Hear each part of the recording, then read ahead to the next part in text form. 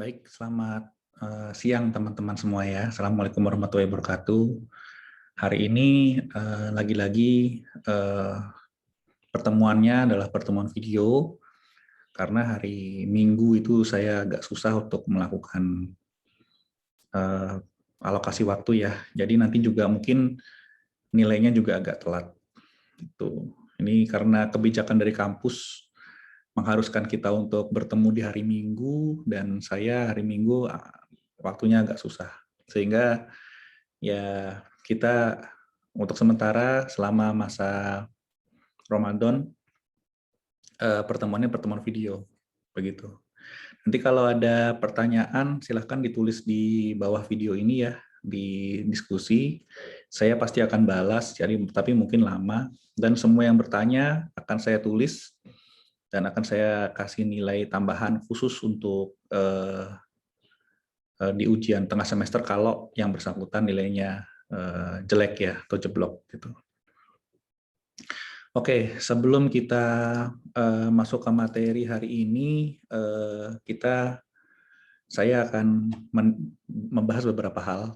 Jadi ujian tengah semester sudah saya buat seperti ini, ya. Jadi ini adalah ujian tengah semesternya sudah saya buat.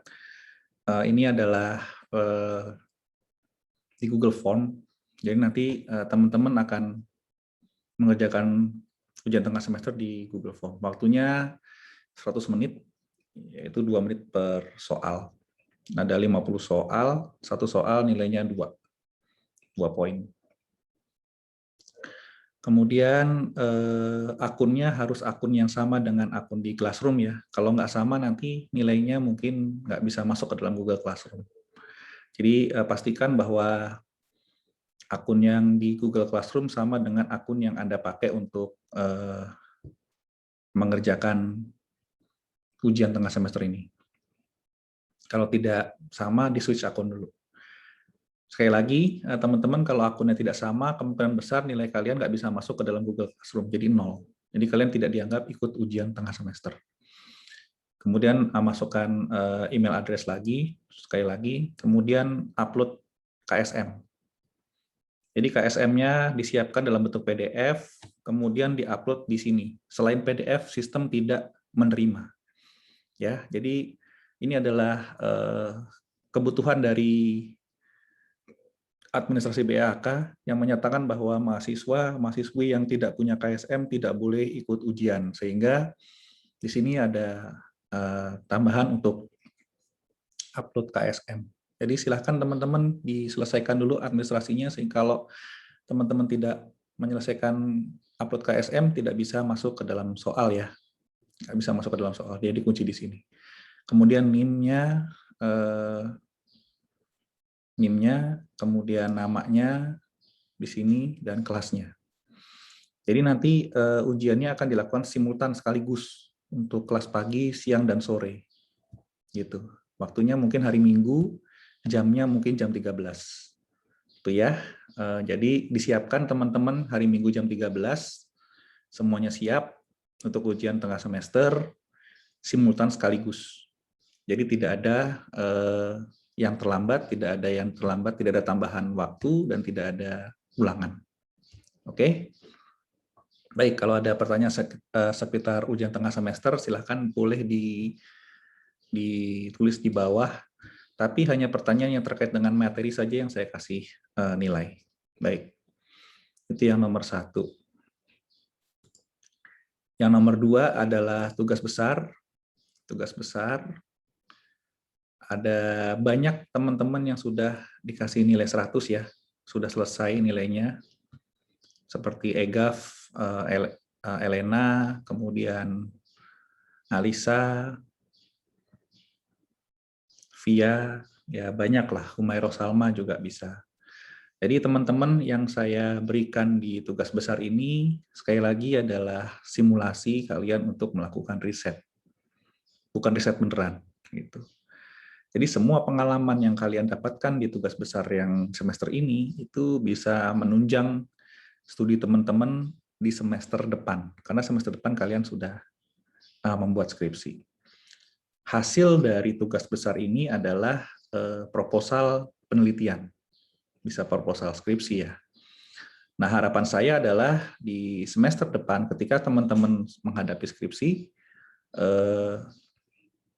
teman-teman bisa mengerjakan skripsi dengan lebih cepat karena teman-teman sudah mempunyai landasan teori, sudah ada penelitian-penelitian sebelumnya. Sehingga bab 1 dan bab 2 sudah di tangan paling enggak. Jadi tinggal bab 3 sama bab 4 dan bab 5. Bab 5 cuma 1 lembar biasanya.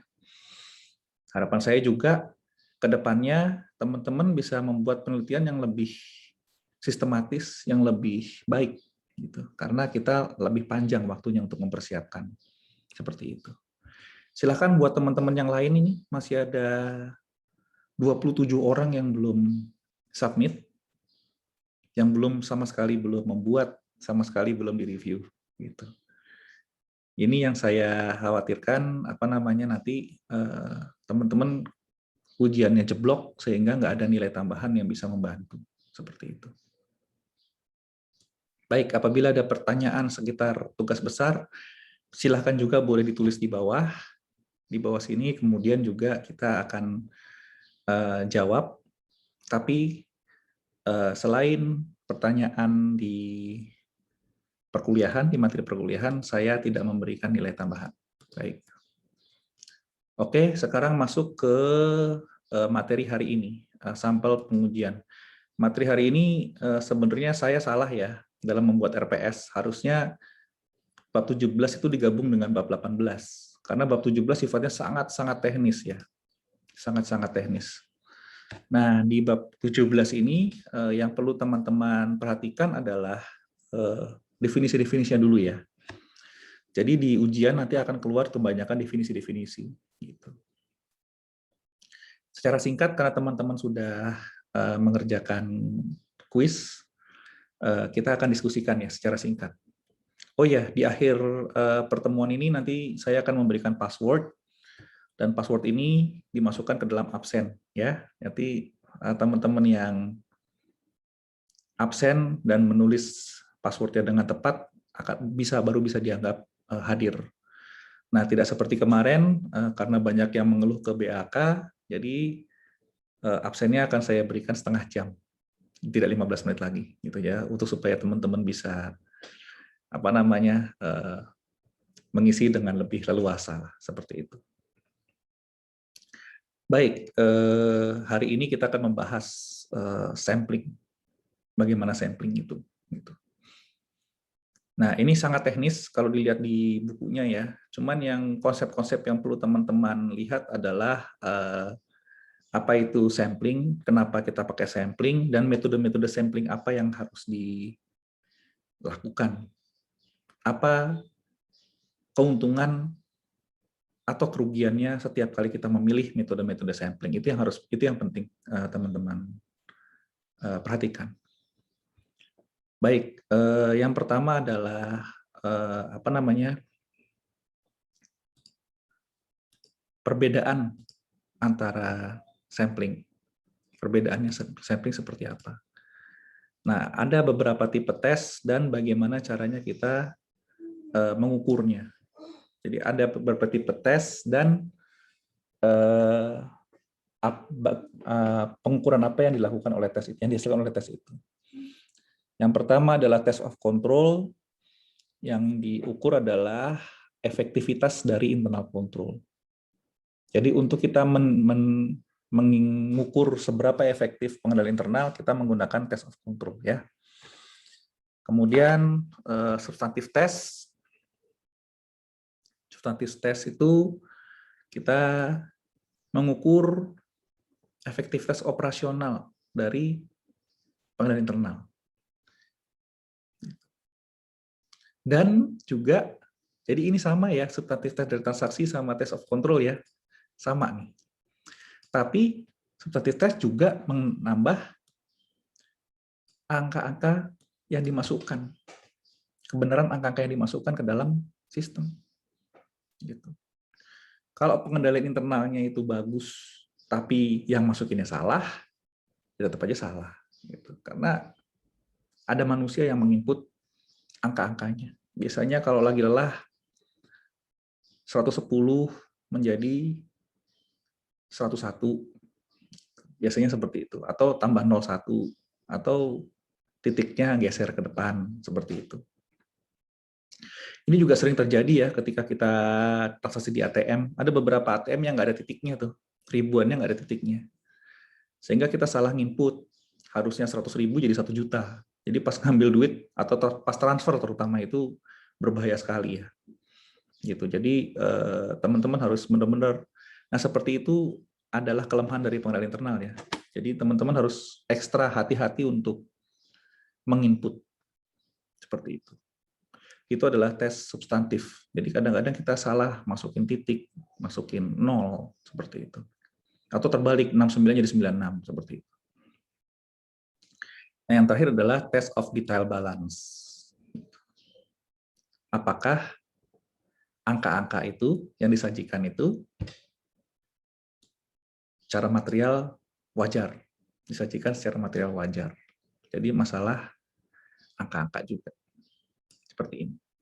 Nah, konsep ini teman-teman harus mengerti ya. Jadi kalau teman-teman mengerti konsep ini, konsep-konsepnya mengerti, nanti menjawab pertanyaan kayak apapun juga lebih gampang. Nah, ini adalah tujuannya auditor untuk melakukan test of control dan tes substantif. Ini adalah tujuannya.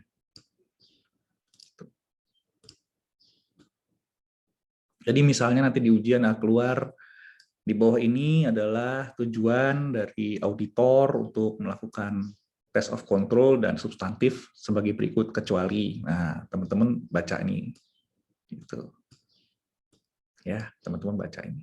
Itu seperti itu. Misalnya gitu. Jadi konsep-konsep seperti ini benar-benar teman-teman harus harus perhatikan ya. Makanya membaca buku itu penting gitu. Karena kita tahu, kelihatan teman-teman yang mengerti konsep sama yang enggak nanti bisa dibedakan.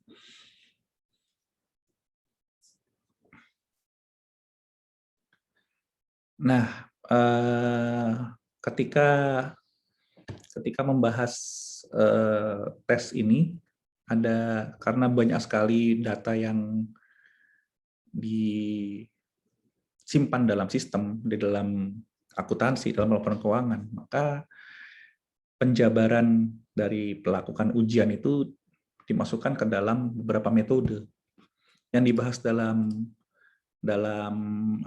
bab ini adalah non-statistical sampling, monetary unit sampling, dan variable sampling. 3 ya, non-statistical sampling, monetary unit sampling, dan variable sampling. Seperti itu. Baik, kita akan langsung masuk ke non-statistical sampling. Non-statistical sampling itu apa? Non-statistical sampling itu adalah melakukan sampling tidak secara statistik, metode statistik. Nah, ini kenyataannya kalau auditor melakukan non-statistical sampling, biasanya ketika direview oleh orang lain, auditor akan habis tuh kena. Kenapa? Pertimbangan kamu apa untuk menggunakan non-statistical sampling? Jadi pertimbangan-pertimbangan itu yang nanti akan ditanya oleh pemeriksa. Gitu. Sehingga Arens menjabarkan cara untuk melakukan non-statistical sampling ini dengan sangat banyak. 1, 2, 3, 4, 5, 6. Ada 6, ada 7 misalnya. 7 step ya. 14 step, sorry. 14 step malahan. Iya, 14 step. 14 step. Sangat-sangat banyak. Dan ini juga sebenarnya sampling yang sering dipakai oleh auditor males ya. Jadi udahlah, kamu pakai aja, ambil angka-angka yang besar-besar aja, transaksi-transaksi yang besar-besar aja. Nah, pertimbangannya apa? Kok kamu ngambil angka-angka yang besar-besar aja itu? Nah, ini yang sebenarnya selalu ditanya setiap kali pemeriksaan dan sangat sulit untuk dijawab, begitu. Maka dari itu Arens menjabarkan ke dalam 14 detail step. Gitu. Yang pertama adalah kita harus tahu tujuan dari melakukan tes itu apa. Tujuannya apa? Kamu tulis tujuannya apa. Kemudian kita pikirkan apakah bisa disampling atau tidak, gitu. Kemudian angka misstatement berapa, kemudian populasinya berapa, kemudian unitnya apa, tolerable misstatement, waduh terus betul banyak sekali gitu. Dan ini banyak sekali kantor akuntan yang menggunakan statistical normal sampling tidak mendefinisi seperti ini. Akibatnya apa? Kalau kita salah ngambil sampel, akibatnya apa? Akibatnya adalah detection risk-nya naik sehingga mempengaruhi audit risiko audit. Dan kemungkinan laporan yang diberikan salah memberikan opini. Itu kemungkinan seperti itu. Nah, ini adalah detail-detailnya, bagaimana caranya detail-detailnya. Ini teman-teman bisa baca ya, dan ini sangat-sangat detail. Oke. Cuman yang perlu kalian ketahui adalah mungkin apa itu stratified sampling ya. Stratified sampling itu apa?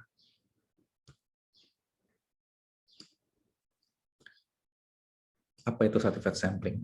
Nah, stratified sampling itu adalah auditor membagi sampelnya ke dalam kelompok-kelompok. Gitu. Misalnya seperti ini. Jadi kita cari angka yang di atas $15.000. Oh, ternyata ada 3. Kemudian yang 5.000 sampai 15.000, oh ternyata ada 10. Kemudian di bawah 5.000, oh ada 27. Sehingga totalnya seluruh data adalah 40. Total dolarnya ini dari 3 transaksi totalnya ini adalah ini, totalnya ini. Sehingga total seluruhnya adalah ini. Nah, baru auditor mengambil banyaknya sampling di masing-masing ini. Jadi transaksinya semua dibagi 3 dulu, di atas 15.000, 5.000 plus 15, dan 5.000, kemudian baru dia ambil samplingnya satu-satu. Oh, saya 15.000 ambil 3, ambil 10, ambil 27, misalnya seperti itu. Ya. Lagi-lagi ditanya, kenapa kok kamu melakukan seperti ini? Itu yang disebut dengan stratified sampling ya. Itu stratified sampling.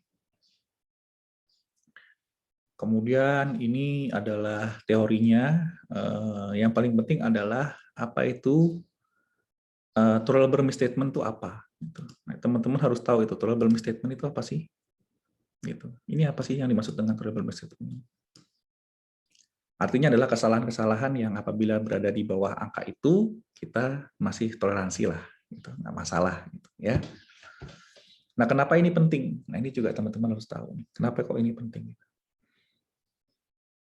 Karena nggak semua kesalahan itu kadang-kadang mereka terima, gitu.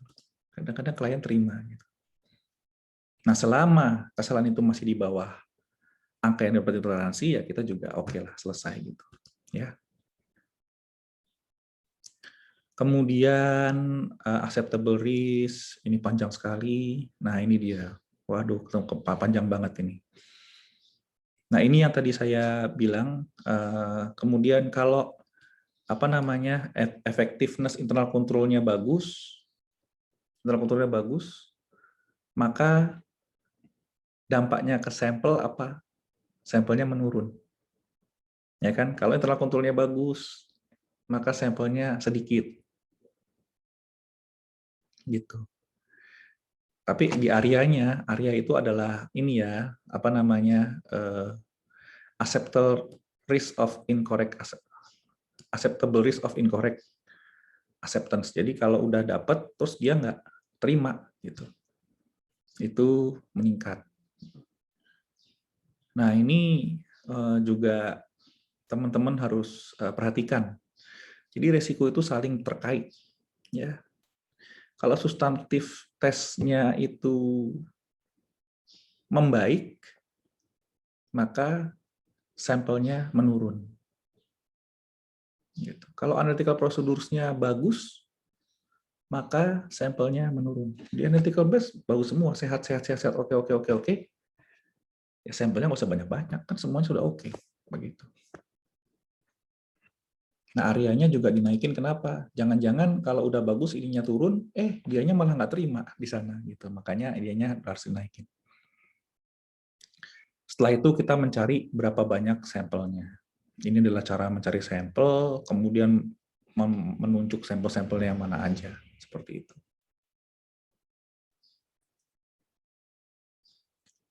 Baru setelah itu ketahuanlah prosedurnya. Ini tadi masih ke atas ya, yang ini masih yang ke sini. Dasarnya adalah yang ini dasarnya yang ini. Nah, di sini baru kita ambil nih sampel size-nya 3, record value-nya segini, audit value-nya segini. Jadi yang di atas ini 88.955. 88.955 ya, sama ya. Nah, ternyata ketika diperiksa dengan 3 sampel,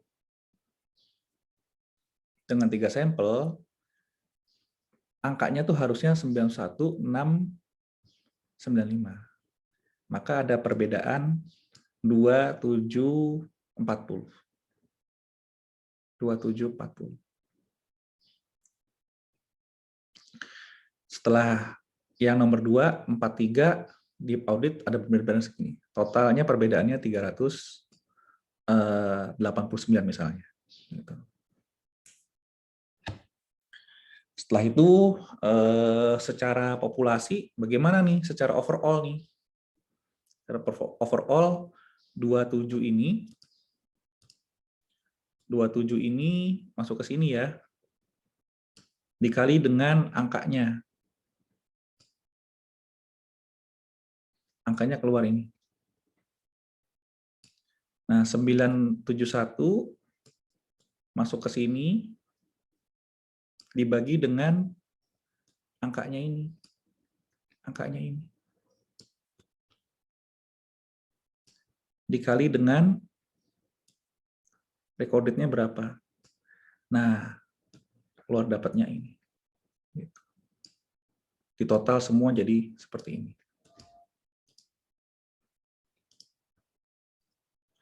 Setelah ketahuan angkanya seperti apa, kemudian kita melakukan prosedur tambahan. Setelah kita tidak tahu, kita melakukan prosedur tambahan.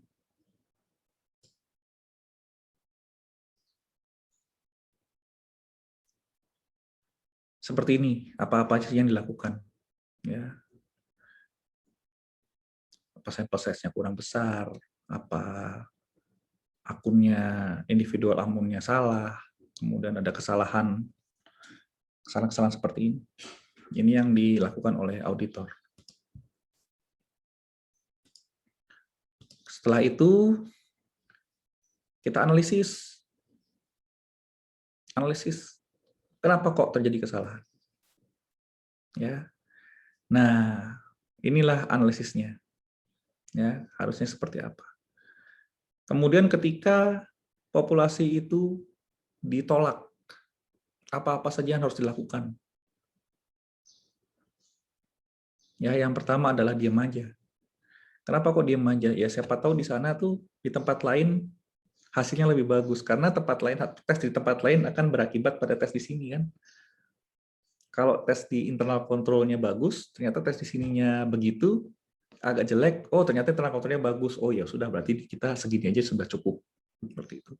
Kalau tes di internal kontrolnya jelek misalnya, di sininya jelek juga, maka sampelnya harus ditambah. Atau yang kedua, kita lebih teliti lagi. Contohnya dari sini, mana yang paling besar selisihnya? Yang paling besar selisihnya adalah yang nomor 3. Yang ini, Pak, yang paling besar, Pak. Yang ini. Oh ya sudah, kalau gitu ini diperiksa lagi lebih dalam. Gitu. Kita cari tahu kenapa kok masalahnya di situ. Kita periksa lagi lebih dalam. Itu yang nomor 2. Kemudian yang nomor 3 adalah perbanyak sampelnya. Kalau sampel yang kita ambil mungkin selisihnya segitu. Tapi kalau sampelnya lebih banyak, mungkin yang benar lebih banyak daripada yang kebetulan yang saya ambil yang jelek-jelek gitu. Jadi kalau semakin banyak sampelnya, kemungkinan kita dapat mengambil data yang lebih representatif seperti itu.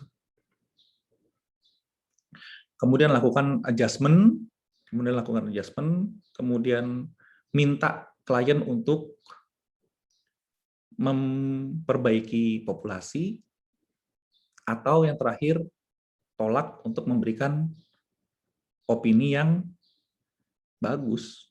Opininya harus ada selain yang bagus seperti itu. Oke, teman-teman bisa mengulangi video ini ya, karena di perkuliahan saya di sesi ini akan banyak sekali soal-soal yang keluar terkait dengan sampling. Jadi teman-teman bisa diulang-ulang ini videonya. Baik.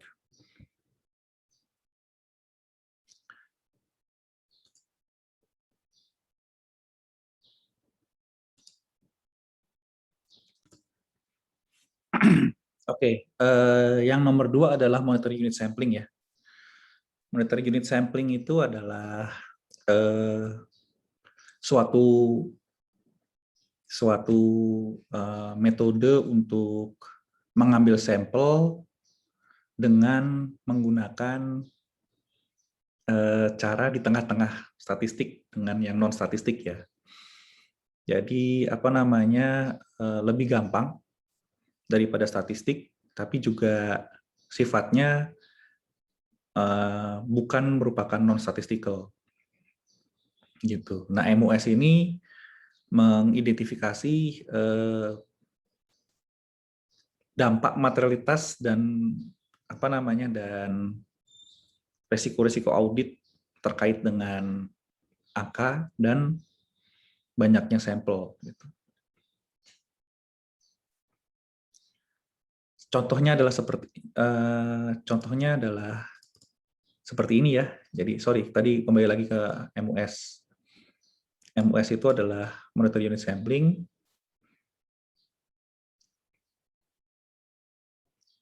Jadi MUS itu adalah suatu statistik yang didevelop spesifik untuk auditor. Jadi dia di tengah-tengah antara non statistical dan yang pure statistical. Yang pure statistical itu untuk seluruh pengguna statistik yang mengambil sampel. Nah, MUS ini khusus untuk auditor.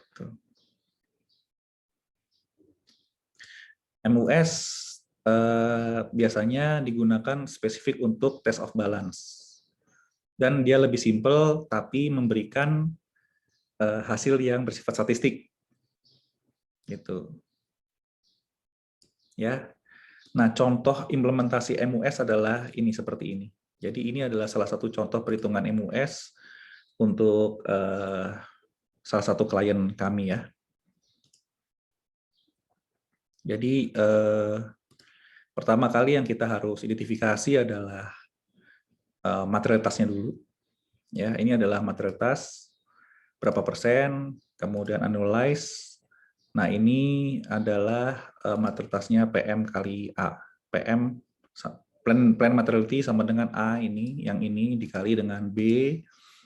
Ini ketemu 2020 dan untuk MUS-nya adalah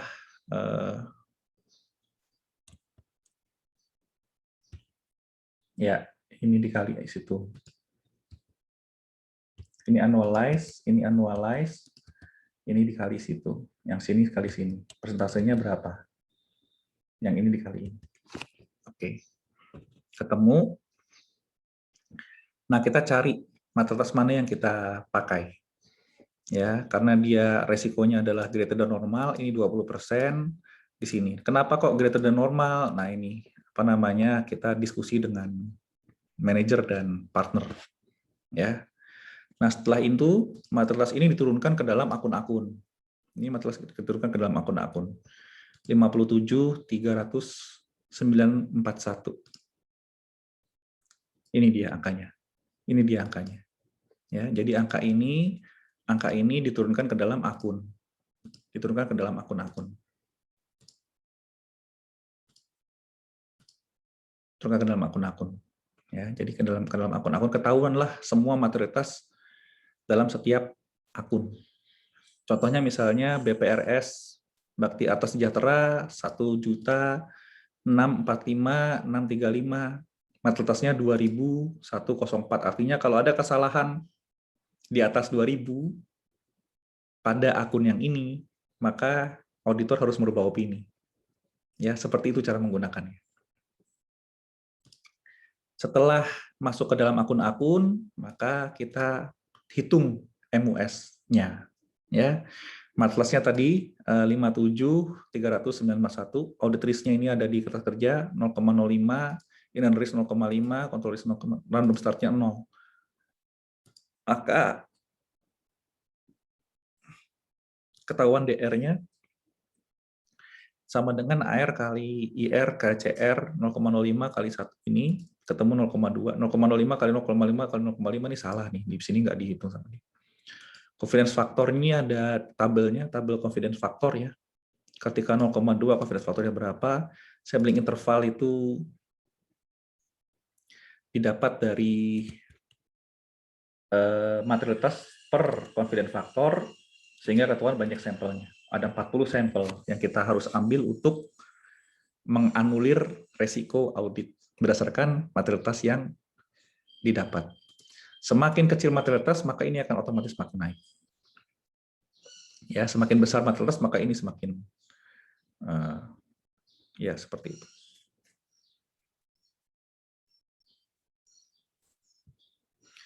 Nah, setelah dapat berapa banyak sampel, maka sampel ini dimasukkan ke dalam akun-akun.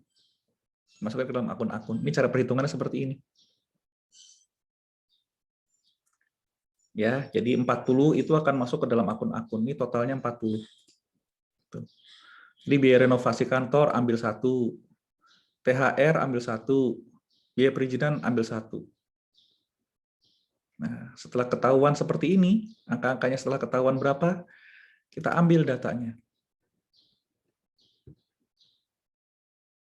Ini, kita ambil datanya. Ya, di sini kelihatan THR kita ambil 1, beban THR 1, angkanya 82 juta misalnya. Ya, tadi biaya perjalanan ambil 2, ini ambil 2. Biaya sumbangan ambil 1, ambil 1.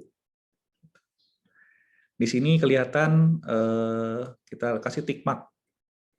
Kalau 0 tidak ada potensi, 1, nah ini ada tick mark-nya di sini. Ya, 0, 0, 0, 0, 0, 2. Nah, ini dia. Misalnya 2 ini ada masalah, kurang tanda tangan. Seperti itu. Kurang tanda tangan, kurang tanda tangan, kurang tanda tangan. Seperti itu. Ketahuanlah semua tick mark-nya. Yang 0 berarti nggak ada masalah.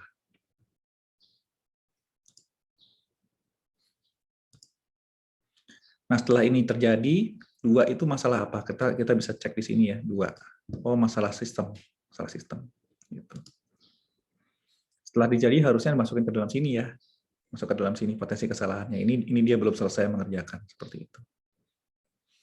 Baik, kita kembali ke teori. Tadi definisi individu dolar tadi ya. Jadi dolar-dolarnya kita ketahuan, angka-angkanya kita rupiah-rupiahnya kita ketahuan.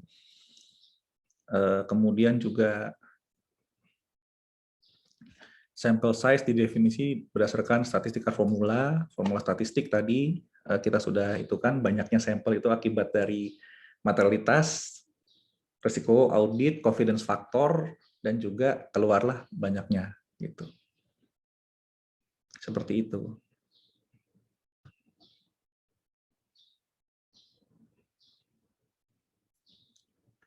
Ini udah saya terangkan di tadi ya, di apa namanya di contoh seperti tadi itu.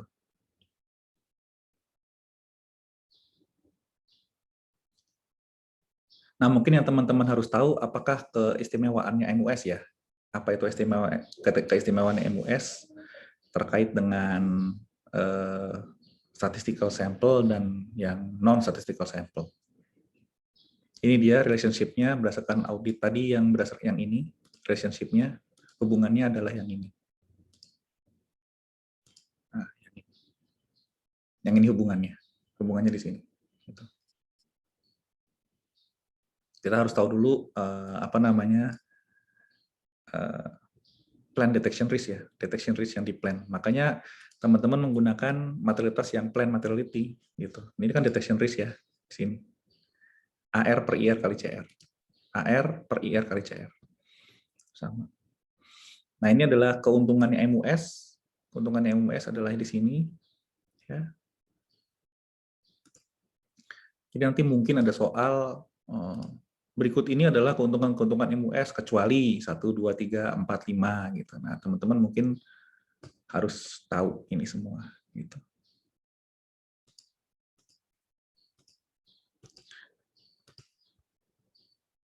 Ini juga kekurangan MUS. Kekurangannya seperti itu. Baik, setelah MUS kita masuk ke dalam variable sampling.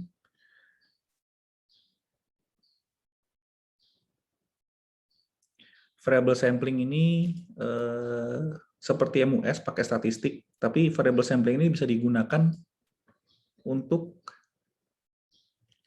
kegiatan-kegiatan lain selain audit. Jadi tidak eksklusif dipakai untuk auditor, bisa untuk yang lain. Nanti kalian kalau melakukan pengambilan sampel terhadap skripsi kalian, itu juga bisa pakai variable sampling ya, bisa dipakai juga seperti itu.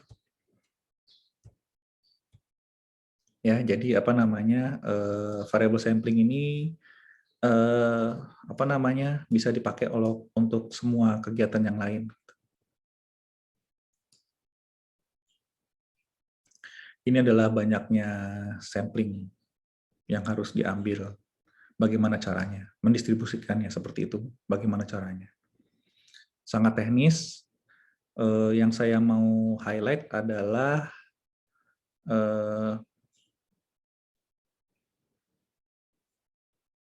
ini dia.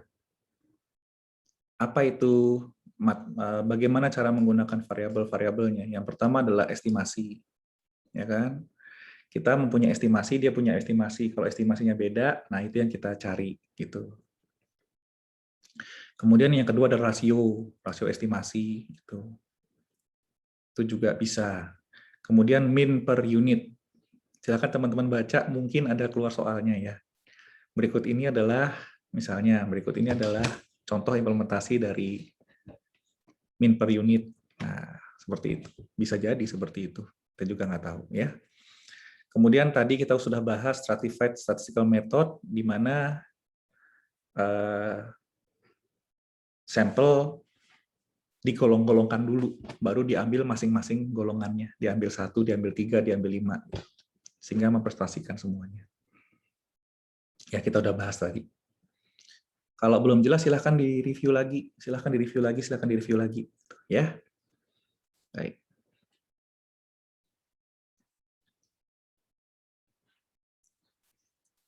Ini adalah bagaimana caranya kita melakukan, apa pertimbangannya sih auditor memilih salah satu metode. Pilih metode melakukan statistical atau non-statistical atau MUS gitu. Apa pertimbangannya? Kadang-kadang ada biaya-biaya nggak bisa di sampling ya, gitu. Seperti biaya penyusutan, beban bunga, itu nggak bisa disampel, gitu. Sehingga kita harus tahu dulu. Tidak semua metode sampling sakti untuk melakukan pemeriksaan terhadap seluruh akun di laporan keuangan. Sehingga kita harus tahu semuanya. Bagaimana caranya kita mengambil mengambil sampel yang baik di setiap di setiap akun seperti itu. Nah, inilah caranya untuk kita melakukan pemeriksaan atas sampel. Kita tahu dulu tujuan auditnya. Kita tahu dulu apakah bisa diambil sampling di situ, ya kan? Kalau memang bisa, baru misstatement-nya berapa, populasinya berapa, unitnya bagaimana, tolerable misstatement-nya, acceptable risk-nya apa, estimasinya bagaimana, terus seperti itu. Nah, terakhir adalah kita mengevaluasi hasilnya, begitu. Nah, ini adalah contohnya bagaimana kita melakukan perhitungan.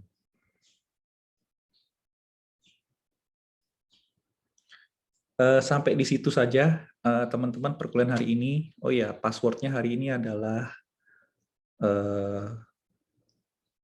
apa ya yang enak ya? Adalah monetary unit sampling ya. Monetary unit sampling. Ayo dilihat cara mengejanya bagaimana.